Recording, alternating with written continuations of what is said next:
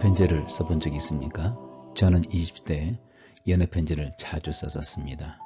제가 글씨가 악필이어서 당시 타자 치는 법을 배웠고 타자로 편지를 작성해서 사랑하는 마음을 담아 봉투에 넣어서 편지를 보냈죠. 물론 당시 제 연애편지의 수신자는 지금의 제 아내입니다. 제 기억에 제가 기록한 연애편지는 상대를 향한 사랑의 마음을 담았기 때문에 이 편지는 당연히 상대방이 읽고 거기에 대한 답장을 제게 해주기를 바랬죠. 그리고 혹여 제가 보낸 편지를 상대가 읽지 않고 고의 간직만 하게 된다면 이것은 참 안타까운 일이 될 것입니다. 제가 시간을 들여서 제 사랑의 마음을 편지로 보낸 이유는 상대방이 제 편지를 보고 제 사랑의 마음을 알기 원했기 때문이죠. 지금으로부터 2000년 전 하나님께서는 사도 요한을 통해 지금의 터키 나라에 위치한 7교회들에게 편지를 쓰셨습니다. 요한계시록 1장입니다.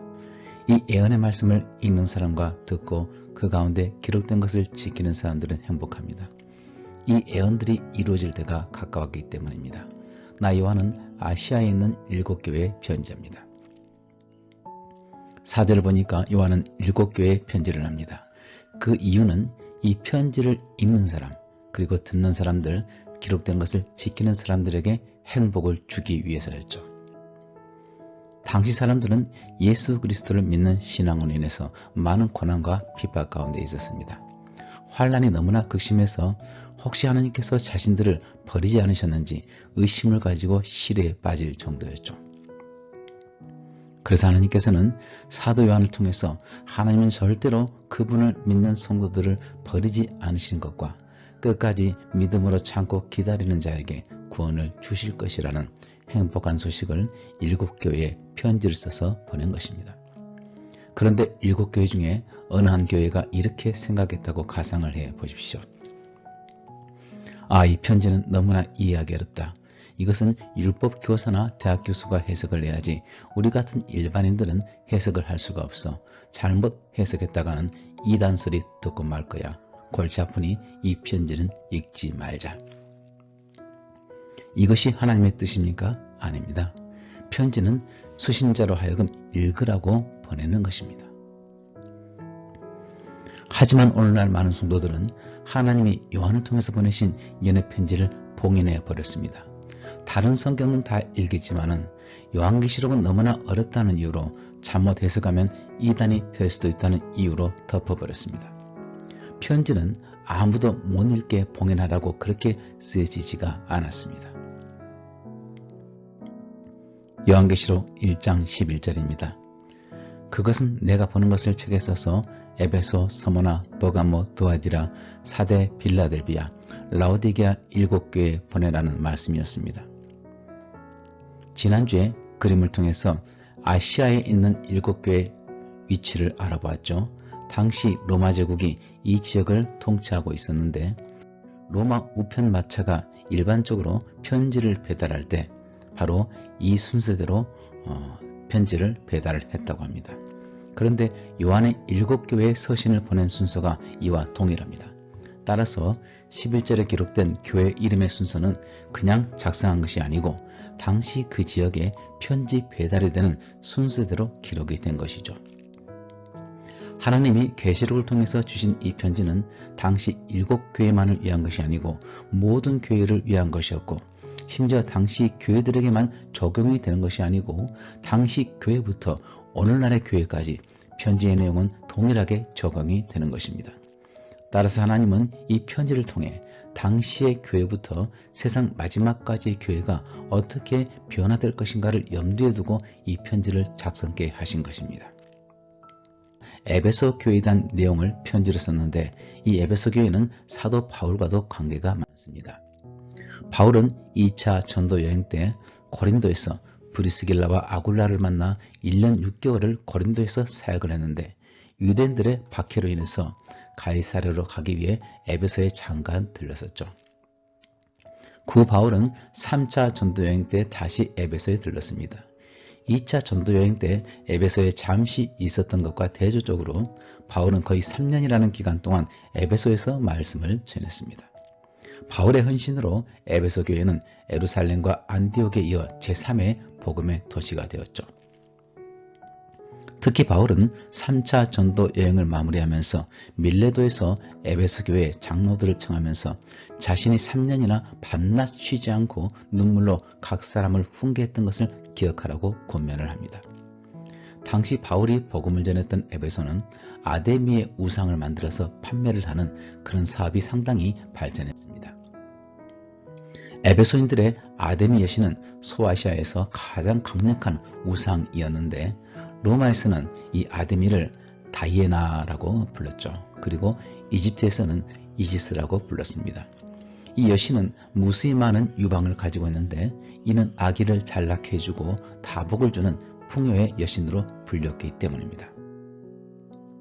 아데미 여신은 길이 137m, 높이 18m에 127개의 기둥을 가지고 있었죠. 그런데 이렇게 거대한 신전이 이 왼쪽 그림 보시면은 이게 현재 모습인데 이 그림과 같이 기둥이 늪지대에 세워졌기 때문에 7대 고대 세계 불가사의 중 하나라고 합니다. 에베소에는 예수님의 육신의 어머니인 마리아가 살고 있었죠. 예수께서 십자가에서 죽으실 때 밑에 있는 그가 사랑하는 제자 요한에게 이분이 너의 어머니다 이렇게 말씀하시면서 자기 어머니를 요한에게 부탁을 했고 이때부터 요한은 마리아를 곁에 모시고 섬겼다고 합니다.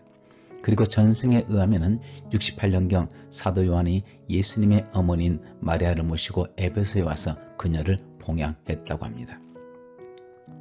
사도 요한은 반모섬에 유배간 후에 도미티안 황제가 죽고 또한 그때 에베소를 사역했던 디모데가 순교를 하고 요한은 다시 에베소로 돌아가죠. 거기서 교회를 섬기다가 여생을 마치게 됩니다. 그러므로 이 에베소 교회는 요한계시록을 기록한 사도 요한에게 굉장히 중요한 도시인 것입니다. 그런데 우상 아데미가 가득한 이 도시에 마리아가 살다가 죽었기 때문일까요? 에베소에는 마리아를 기념하는 교회가 있었는데 AD 431년 에베소의 마리아 기념교회에서 열린 에베소 3차 종교회의에서 예수님의 육신의 어머니 마리아를 신의 어머니로 선포하고 맙니다. 즉 이 에베소에서 마리아를 사람이 아닌 신적인 존재로 경배할 수 있는 그런 길을 열게 된 것이죠. 이것은 곧 로마에서 부르던 다이애나, 이집트에서 불렀던 이시스, 즉 아데미 여신을 숭배하는 우상 숭배가 마리아 숭배로 이어진 것입니다. 다이애나가 마리아로 이름을 바꾸어 숭배를 받았고 지금도 천주교에서는 마리아를 신의 어머니로 섬깁니다. 수천 년 전의 아데미 여신이 오늘날도 천주교에서 마리아 동상을 통해서 숭배받고 있는 것입니다. 에베소서 2장 1절입니다. 에베소 교회의 지도자에게 이 편지를 써서 보내라. 오른손에 7뼈를 잡고 7 금초대 사이에 다니는 이가 말한다. 에베소는 소아시아의 항구 도시이고 사도 요한이 이 편지를 쓴 반모섬에서 96km 떨어진 곳에 위치한 지중해 동쪽에 있는 세계의 큰 도시 중의 하나로 아시아 로마 식민지의 중심지라고 할 수가 있습니다. 이곳은 로마 제국 아시아의 도청 소재지였고 아시아의 첫째 도시로 불리운 국제 무역 항구였습니다. 2만 5천 명을 수용할 수 있는 대극장을 비롯해서 경기장과 도서관, 목욕탕 등이 있었죠. 2절입니다. 나는 너의 행위와 수고와 인내를 알고 있고 또 내가 악한 사람들을 용납하지 않고 자칭 사도라는 사람들을 시험하여 그들의 거짓을 밝혀낸 일도 잘 알고 있다. 더구나 너는 잘 참고 내 이름을 위하여 끝까지 견디고 지치지 않았다. 에베소 교회는 칭찬할 일이 많았습니다. 사도 바울이 3년 동안이나 밤낮으로 쉬지 않고 눈물로 훈계했던 교회였기 때문에 하나님의 교회를 향한 그들의 행위와 수고와 인내를 하나님이 칭찬하시죠.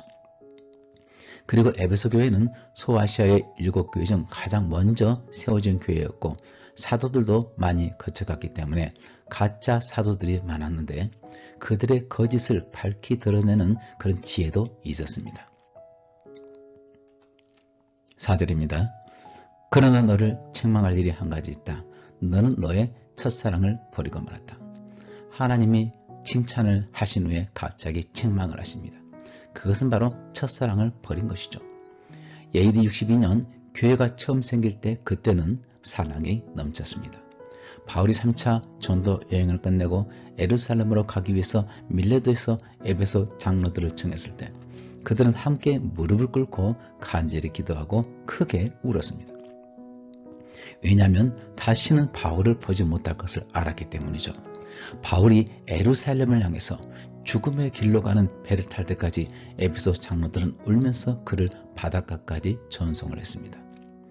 에베소 교회에서의 바울과 성도들의 뜨거웠던 그 사랑은 바울이 기록한 에베소서 편지에서도 잘 나타나 있습니다. 에베소서 1장입니다. 이로 말미암아 주 예수 안에서 너희 믿음과 모든 성도를 향한 사랑을 나도 듣고 내가 기도할 때 기억하며 너희로 말미암아 감사하기를 그치지 아니하고 그 당시에는 믿음도 있었고 모든 성도를 향한 사랑도 가득했기 때문에 바울이 에베소 교회를 위해서 기도할 때 감사가 그치지 않았습니다. 하지만 그 일 이후로 언 40여 년이 흘렀습니다. 계시록 2장 2절에서 볼 수 있는 바와 같이 에베소 교회는 정통을 추구했죠. 그들의 몸은 부지런해서 행위와 수고와 인내가 칭찬받을 만했고 그들의 머리는 명철해서 거짓 사도들을 시험해서 거짓을 밝혔습니다. 하지만 그들은 사랑을 포기했습니다. 그들의 머리는 옳고 그른 것을 가릴 줄은 알았지만 그들의 가슴에는 사랑이 없었습니다. 참 이상하죠? 에베소 교회는 칭찬을 많이 받았습니다. 이 정도면 충분할 것 같은데 하나님도 만족하실 것 같은데 왜 책망하셨을까요? 오늘날 교회를 섬기고 있는 여러분들 자신을 한번 비춰보십시오. 하나님을 향한 행위가 있습니까? 교회를 향한 수고가 있고 인내가 있습니까? 교회 섬김에 있어서 누구보다도 견디고 있고 게으르지도 않게 열심히 봉사하고 있다고 생각하십니까? 이걸로 성도로서 충분하다고 생각합니까? 그렇지 않습니다. 어떤 아내가 있습니다. 이 아내는 남편을 위해서 최선을 다하죠. 남편에게 순종하고 남편에게 칭찬받을 만합니다. 자녀들을 잘 양육하고 부모님들에게 효도를 다하죠. 그런 아내가 이런 말을 남편에게 한다고 생각해 보십시오. 여보, 나는 당신의 아내로서 당신에게 순종할게요. 하지만 당신을 사랑할 수는 없어요. 당신을 사랑하지는 않지만 이렇게 당신을 위해 봉사하고 애들도 잘 양육하고 있으니 당신은 나를 이해할 수 있죠. 여러분의 아내가 이렇게 말한다면 여러분은 충분히 아내의 마음을 이해할 수 있겠습니까? 저는 아닙니다. 제게 있어서 제 아내는 외적인 면에서 약간 부족한 게 있다 할지라도 제가 아내에게 가장 바라는 것은 첫째로 나를 사랑하고 둘째는 나를 사랑하고 셋째도 나를 사랑하는 것입니다. 물론 하나님을 가장 사랑하는 것은 기본이죠. 행위만 있고 사랑이 없다면 이는 한 남편의 신부로서 생명력을 상실한 것입니다. 에베소 교회는 행위도 있었고 수고와 인내도 있었고 심지어 악한 사람들을 용납하지도 않았고 거짓 사도들도 밝히 드러내었습니다. 하지만 거기에는 사랑이 없었습니다. 교회는 그리스도의 신부입니다. 신부인 교회는 그리스도를 사랑해야 됩니다. 하지만 에베소 교회 안에 진정으로 있어야 될 그리스도를 향한 사랑이 없었습니다. 이것은 가장 심각하게 나쁜 관계입니다. 차라리 행위나 수고가 겉으로 보이는 모습이 약간 부족할지라도 내면에 끈끈한 사랑만이 있다면 이런 부족함은 얼마든지 극복해낼 수가 있습니다. 하지만 내면에 사랑이 없는 것은 진정한 부부 관계가 아닙니다. 이것은 심각한 것이죠. 처음 사랑에서 처음은 헬라어로 프로토스라고 하죠. 이는 첫째라는 뜻을 가지고 있습니다. 여러분은 처음 주님이 부르셨을 때 그 사랑을 지금도 간직하고 있습니까? 겉모습을 말하는 것이 아닙니다. 누가 장로가 되었고 권사가 되었고 집사이고 혹은 목사이고를 따지자는 것이 아닙니다. 에베소 교회 성도들도 처음 주님을 만났을 때 주님을 향한 사랑, 성도를 향한 사랑은 참으로 뜨거웠죠. 하지만 세월이 흘러서 그들의 사랑이 식어버렸습니다. 여러분의 하나님을 향한 사랑, 주위 성도들을 향한 사랑은 어떻습니까? 종교적인 행위나 섬김은 많아졌지만 혹 진짜 사랑해야 될 주님을 향한 첫사랑을 잃어버리지는 않았습니까? 헬라어로 프로토스는 다른 뜻으로 최고의라는 뜻도 가지고 있죠. 처음 사랑은 최고의 사랑입니다. 여러분의 최고의 사랑은 어디에 두고 있습니까? 주 예수님이 우리의 최고의 사랑이어야 되는데 그 주님을 향한 사랑 대신에 다른 것들이 우리 안에 최고의 사랑으로 자리 잡지는 않았습니까? 주님만을 최고로 사랑해야 되는데 내 안에 주님이 최고가 아니라면, 내 안에 가족과 재물과 세상적인 것들이 최고라면 내가 아무리 교회에서 봉사를 해서 섬기고 게으르지 않게 부지런히 일한다 할지라도 하나님은 나를 책망할 것입니다. 5절입니다. 그러므로 너는 어디서 잘못되었는가를 생각하고 회개하여 처음에 행한 일을 하여라. 만일 내가 회개하지 않으면 내가 가서 내 촛대를 그 자리에서 옮겨버리겠다. 하나님은 에베소 교회를 향해서 또한 오늘날 교회 생활을 하는 우리들에게 어디서 잘못되었는지를 생각해서 회개하라고 말씀하십니다. 그리고 이렇게 경고하셨는데 그래도 회개하지 않으면 촛대를 그 자리에서 옮겨버리겠다고 말씀하십니다. 촛대를 옮긴다는 것은 교회로서의 역할이 끝나는 것입니다. 7절입니다. 귀 있는 사람은 성령님이 여러 교회에 하시는 말씀을 들으라. 신앙의 승리자에게는 하나님의 낙원에 있는 생명나무 열매를 먹게 하겠다. 성령께서 지금 여러분들에게 이 말씀을 하십니다. 이기는 자, 즉 신앙의 승리자에게는 하나님이 낙원에 있는 생명나무 열매를 먹게 하실 것입니다. 요한계시록은 문단의 구조가 수미상관 구조로 되어 있죠. 수미상관이란 문단의 처음의 내용을 끝에 다시 반복하는 방식으로 문단의 처음과 끝이 서로 관련이 있다는 뜻입니다. 그렇다면 하나님의 낙원에 있는 생명나무는 계시록 마지막에서는 어떻게 말을 하는지 같이 보도록 하겠습니다. 계시록 22장입니다. 길 가운데로 흐르더라. 강좌 위에 생명나무가 있어 12가지 열매를 맺되 달마다 그 열매를 맺고 그 남은 잎사귀들은 만국을 치료하기 위하여 있더라. 생명수가 길 가운데로 흐르고 다시는 저주가 없습니다. 하나님과 어린 양이 그 가운데 계시죠. 하나님이 모든 눈물을 그 눈에서 닦아주심에 다시는 사망이 없는, 우리가 지금 살고 있는 이 모든 것들은 다 지나가 버리고 오직 하나님의 영광이 충만한 것, 이것이 바로 새 예루살렘이죠. 여기에 생명나무가 있고 12가지 열매를 맺습니다. 계시록 2장에 나타난 생명나무는 계시록 마지막 장인 22장에 등장하죠. 그러므로 하나님의 낙원에 있는 생명나무 열매는 바로 하나님이 영원히 통치하시고 성도들은 그분의 백성이 되어서 거하는 새 예루살렘에 있는 열매라고 하는 것이죠. 생명나무 열매는 무엇을 뜻하고 있을까요? 창세기 3장을 보겠습니다. 여호와 하나님이 이르시되 보라, 이 사람이 선악을 아는 일에 우리 중 하나같이 되었으니 그가 그의 손을 들어 생명나무 열매도 따먹고 영생할까 하노라 하시고, 여호와 하나님이 에덴 동산에서 그를 내보내어 그의 근원이 된 땅을 갈게 하시니라. 이같이 하나님이 그 사람을 쫓아내시고 에덴 동산 동쪽에 그룹들과 두루 도는 불칼을 두어 생명나무의 길을 지키게 하시니라.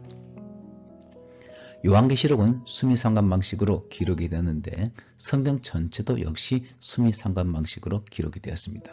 다시 말해서 성경 첫 번째 책인 창세기와 성경 마지막 책인 요한계시록도 이 마찬가지로 수미상관 방식으로 기록이 되었다는 것입니다. 창세기를 처음 시작하는 3장에 생명나무 열매가 나오죠. 22절을 보니까 생명나무 열매를 따먹으면 어떻게 됩니까? 영생한다고 합니다. 하나님께 범죄한 아담과 하와가 영생을 하지 못하게 하기 위해서 24절에서 그들을 하나님의 동산 에덴에서 쫓아내신 것입니다. 하나님께 죄를 지은 사람의 결국은 영생이 아니라 멸망입니다. 창세기에서 죄의 결과로 생명나무 열매를 먹지 못하고 사망을 당하게 되었습니다. 그럼 성경 마지막 책인 계시록의 마지막 사람들, 즉 죄를 지은 사람들은 어떤 결과를 맞이하게 될까요? 22장 15절입니다. 개들과 점술가들과 음행하는 자들과 살인자들과 우상 숭배자들과 및 거짓말을 좋아하며 지어내는 자는 다 성 밖에 있으리라. 이들 역시 인류 최초로 죄를 지어 에덴 동산에서 쫓겨 생명나무 열매를 먹을 수 없게 된 아담과 하와 같이 죄를 지어서 새 예루살렘 밖에 거하는 자들로서 생명나무 열매를 이들은 먹을 수가 없습니다. 하나님을 위한 행위와 수고와 인내가 있었고 핍박 가운데서도 견디고 게으르지 않았던 에베소 교회에 보냈던 그 편지가 동일하게 오늘 저와 여러분들에게도 전달이 되었습니다. 봉투를 열어보겠습니다. 편지는 이렇게 기록이 되어 있죠. 편지를 받은 여러분들 어떻게 해야 되겠습니까? 회개해야 됩니다. 돌이키지 않으면 촛대는 우리에게서 다른 곳으로 옮겨질 것입니다. 여러분이 교회에서 섬기는 행위는 참으로 귀합니다. 하지만 그 모든 섬김과 봉사와 헌신과 인내가 있다 할지라도 이 경고의 말씀을 듣고 회개하지 않으면 주님을 처음 만났을 때의 첫사랑을 회복하지 않는다면, 주님을 최고의 사랑으로 대하지 않는다면 하나님은 우리에게서 촛대를 옮겨버리실 것입니다. 하나님의 촛대가 옮겨진 에베소는 어떻게 변하게 되었을까요? 에베소에는 카이스트 강이 흐르고 그 강에 무역을 위한 항구가 있었습니다.